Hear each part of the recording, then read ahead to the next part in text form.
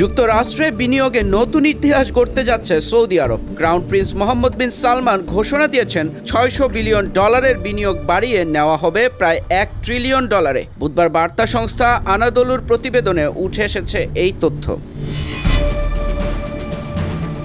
মঙ্গলবার ওয়াশিংটনে হোয়াইট হাউসে প্রেসিডেন্ট ডোনাল্ড ট্রাম্পের পাশে দাঁড়িয়ে সাংবাদিকদের উদ্দেশ্যে সৌদি ক্রাউন প্রিন্স মোহাম্মদ বিন সালমান বলেন, আমার মনে হয় আজ বা আগামীকাল আমরা ঘোষণা করতে পারব যে এই ৬০০ বিলিয়ন ডলারের প্রকৃত বিনিয়োগ বাড়িয়ে আমরা প্রায় $1 ট্রিলিয়ন উন্নীত করতে যাচ্ছি। এমবিএস জানান, প্রযুক্তি, কৃত্রিম বুদ্ধিমত্তা সহ বহু খাতে দুই দেশের মধ্যে চুক্তি হবে, যা বড় ধরনের বিনিয়োগ সুযোগ তৈরি করবে।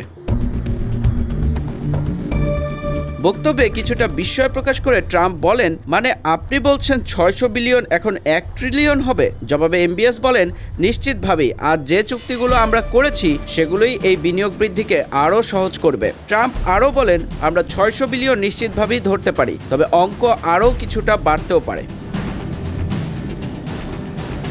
যুক্তরাষ্ট্রে নিযুক্ত সৌদি রাষ্ট্রদূত প্রিন্সেস রিমা বিনতে বান্দার আল সৌদ এ বৈঠককে আখ্যা দেন সৌদি যুক্তরাষ্ট্র সম্পর্কের জন্য গুরুত্বপূর্ণ দিন হিসেবে। তিনি জানান, দুই দেশ কয়েকটি বড় দ্বিপক্ষীয় চুক্তি করেছে, যা বিনিয়োগ বাড়াবে, কর্মসংস্থান সৃষ্টি করবে এবং আঞ্চলিক ও বৈশ্বিক নিরাপত্তায় দুই দেশের যৌথ প্রতিশ্রুতি আরও দৃঢ় করবে।